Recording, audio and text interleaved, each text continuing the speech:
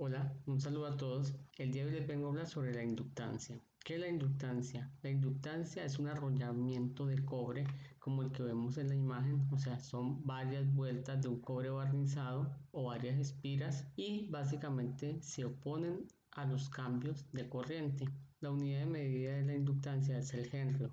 ¿Y de qué depende? Depende de N, que es el número de espiras o vueltas de la bobina, depende de la permeabilidad del núcleo, también depende del tamaño de ese núcleo y de la longitud de la bobina. Entonces vamos a explicarlo con una bobina física. Esta es nuestra bobina o inductancia. Si vemos, tiene una gran cantidad de vueltas de cobre, por lo tanto la inductancia puede llegar a ser alta. También decía que depende de la longitud. Si vemos la longitud de la bobina es muy pequeña, o sea, las vueltas o espiras están muy junticas, o sea que la inductancia es alta. Si las espiras estuvieran muy separadas, o sea, las comenzamos a estirar, se convertiría en un hilo de cobre o en un alambre.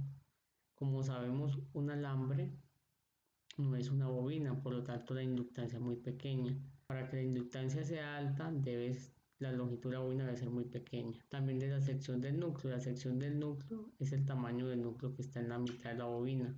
Entre más grande el núcleo, más grande la inductancia. Entonces, como vemos, esta bobina el diámetro es amplio, entonces su núcleo es grande, la inductancia es mayor. También depende de la permeabilidad magnética del núcleo. Si el núcleo es de hierro, el hierro se afecta fácilmente por un campo magnético, por tanto la inductancia también sería mayor. Entonces, teniendo claro eso, sabemos que al circular corriente por esta bobina, si le inyectamos una fuente de voltaje, nos va a generar un campo magnético. Y un campo magnético tiene polaridad tanto positiva como negativa o norte o sur. Entonces vamos a verlo en nuestra presentación como sería el caso. Entonces si vemos, al generar polaridad, esa bobina se convertiría básicamente en un electroimán porque genera polo norte y polo sur. ¿De qué depende? Cómo enrollemos esa bobina. Si comenzamos a enrollar por el frente de la bobina, donde colocamos la parte positiva de la fuente se va a generar el norte y donde coloquemos la parte negativa se va a generar el sur. ¿Cómo identificamos la polaridad? Por la ley de la mano derecha. Con el dedo pulgar señalamos el sentido de la corriente y nuestra mano nos dará la polaridad norte o sur. Entonces vamos a explicarlo nuevamente con nuestra bobina. Tenemos acá nuestra bobina y si vemos, comenzamos desde la parte inferior, vemos acá el arrollamiento de cobre y el sentido de la corriente sería donde señale mi dedo pulgar, en este caso hacia allá. Si le coloco en esta parte del polo positivo, entonces como la corriente va hacia allá, el norte es de donde sale mi mano, que es en este lado, y el sur para donde van mis dedos, norte acá y sur acá. Entonces vamos a tener el polo norte en este lado y el polo sur en este otro lado. Si tenemos claro los polos iguales se repelen y los polos opuestos se atraen.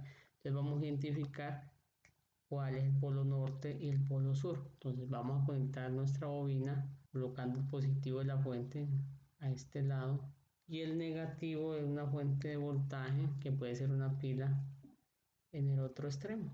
Entonces tenemos nuestra bobina con polaridad positiva por este lado y negativa en el final de la bobina. ¿Cómo nos damos cuenta cuál es el norte y cuál es el sur de la bobina? Pues podemos usar una brújula. Tenemos acá nuestra brújula. Si vemos, está señalando el norte. Cuando lo acerquemos a la bobina, si sabemos que tenemos el norte a este lado y el sur a este lado, polos opuestos se atraen. Entonces, este sur debería atraer al polo norte. Vamos a verificarlo.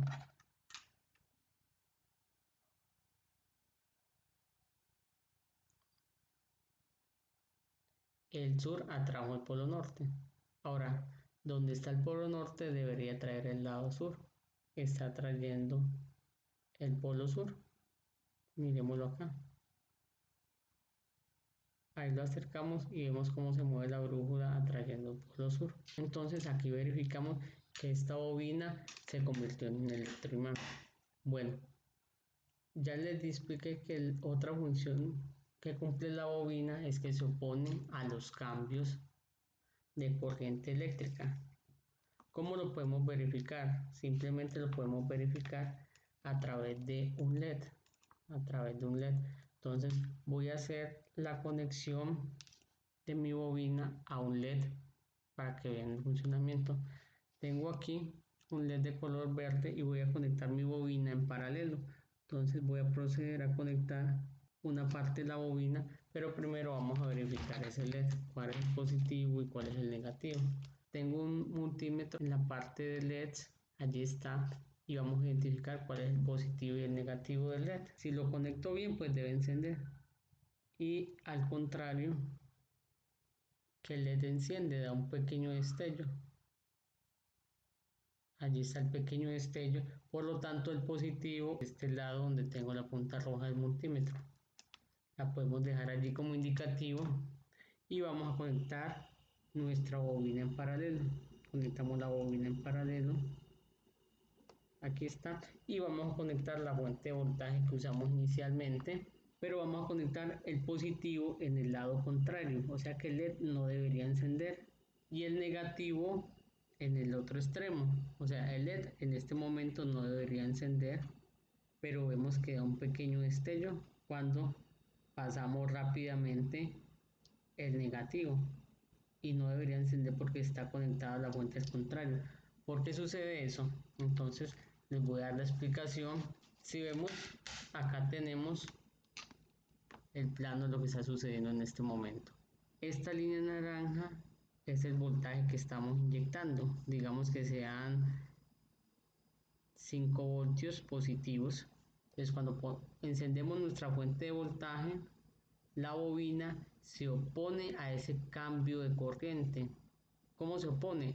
Generando una tensión contraria a la fuente. Entonces un voltaje inducido induce un voltaje opuesto, o sea, un voltaje negativo. En este caso trataría de inducir menos 5 voltios. Con esos menos 5 voltios es que se prende el LED. Inicialmente cuando conectamos esa bobina inmediatamente produce un voltaje negativo para tratarse de oponer a ese cambio de corriente, y un instante después se apaga. Ya cuando nuestra fuente de voltaje llega a cero, el inductor trata de oponerse a ese cero o a ese cambio de corriente, entonces inmediatamente entrega unos 5 voltios positivos.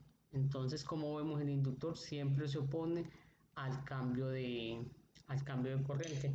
Por lo tanto, lo que está haciendo este circuito en este momento es oponiéndose al cambio de voltaje que le está entregando la fuente. Le está entregando 5 voltios positivos por este lado, pero él está tratando de entregarle los 5 voltios positivos por el otro lado, y por tanto enciende en ese instante el LED. Entonces ese es el funcionamiento básico de un inductor. Espero les sea de ayuda y continuaremos con muchas más aplicaciones sobre ese sistema. Vamos a hacer un motor eléctrico a través de una bobina, y vamos a hacer también encender un LED por inducción, o lo que llaman normalmente por voltaje inalámbrico, que realmente es voltaje inducido. Muchas gracias.